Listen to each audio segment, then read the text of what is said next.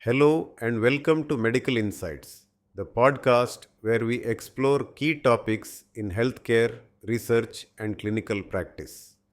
I'm your host Suresh, and today we'll be discussing a critical issue in neonatal care: the microbiological profile of nosocomial infections in neonatal intensive care units, or NICU, in India.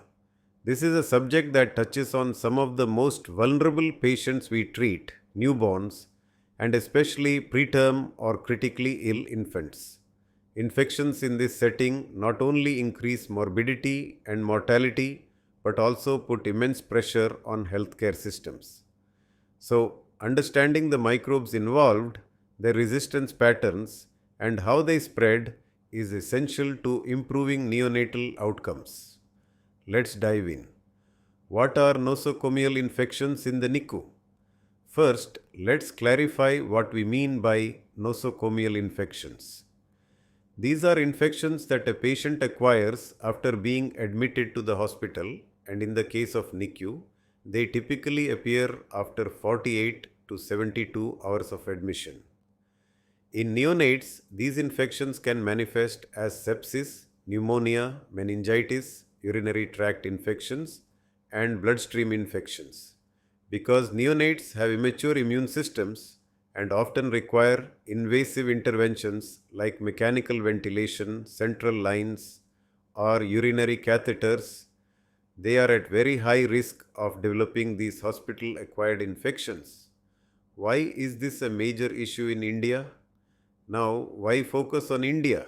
India has one of the highest neonatal mortality rates in the world, and sepsis is a leading cause. Studies suggest that nearly 30 to 50% of neonatal deaths in developing countries are linked to infections.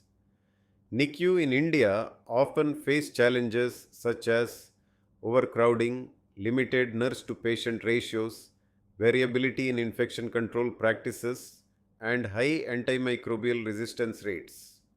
Together, these factors create an environment where infections spread more easily and treatment options become limited.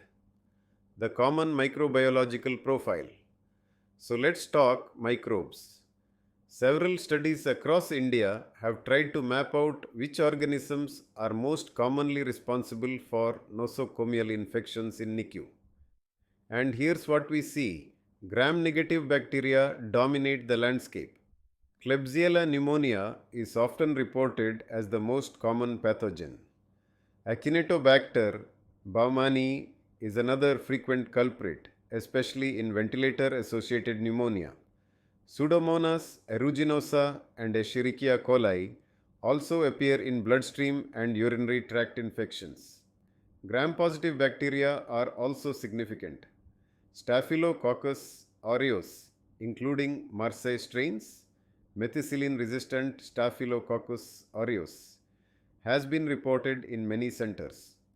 Coagulase negative Staphylococci are also found, especially in catheter related infections. Fungal infections. Candida species, particularly Candida albicans and non albicans strains, are increasingly detected in preterm babies on broad spectrum antibiotics. Antimicrobial resistance patterns. Now, here's where things get even more concerning: resistance. Many isolates from NICU in India show multi drug resistance. For example, Klebsiella and E. coli frequently produce extended spectrum beta lactamases, ESBILs, making them resistant to common cephalosporins. Carbapenem resistance is alarmingly high in Klebsiella and Acinetobacter, which severely limits treatment choices. Amarsa strains of Staphylococcus aureus complicate management, requiring vancomycin or linezolid. Increasing reports of azole-resistant Candida species mean even fungal infections are becoming harder to treat.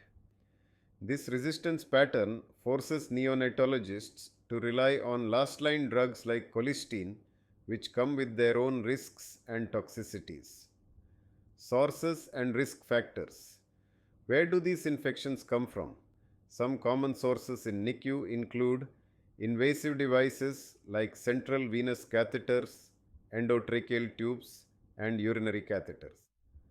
Healthcare worker hands, poor hand hygiene remains a key driver. Contaminated surfaces and equipment, especially when disinfection protocols aren't strictly followed. Overuse of broad spectrum antibiotics, which select for resistant organisms. Risk factors at the patient level include prematurity, low birth weight, mechanical ventilation, and prolonged NICU stay.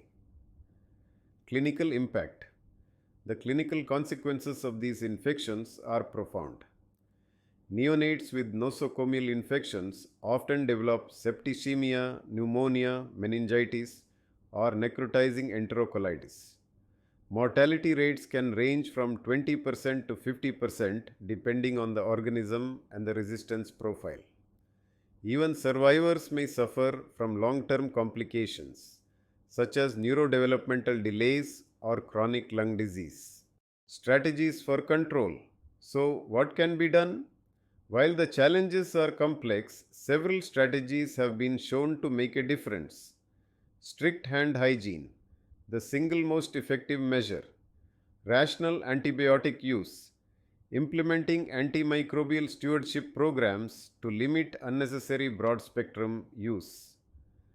Bundle approaches for devices like central lines and ventilators to reduce infection risk. Regular surveillance cultures tracking local microbiological profiles helps guide empirical therapy.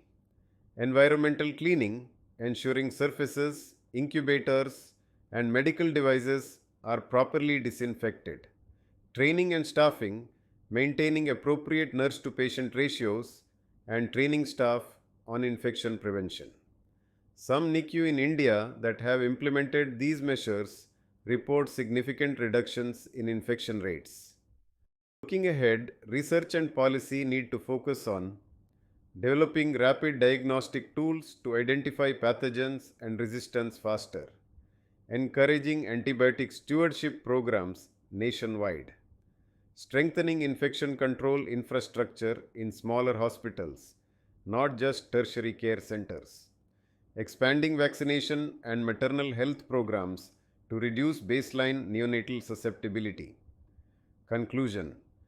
To summarize, the microbiological profile of nosocomial infections in NICU in India is dominated by gram-negative bacteria like Klebsiella, Acinetobacter, and Pseudomonas, along with gram-positive cocci and Candida species. The challenge of multi-drug resistance makes management especially difficult, but strict infection control practices, rational antibiotic use, and better surveillance can make a significant difference. Protecting neonates from hospital-acquired infections is not just a clinical responsibility, it's a public health priority for India. Thank you for joining me on today's episode of Medical Insights. If you found this discussion useful, don't forget to subscribe, share, and stay tuned for more conversations on critical issues in healthcare.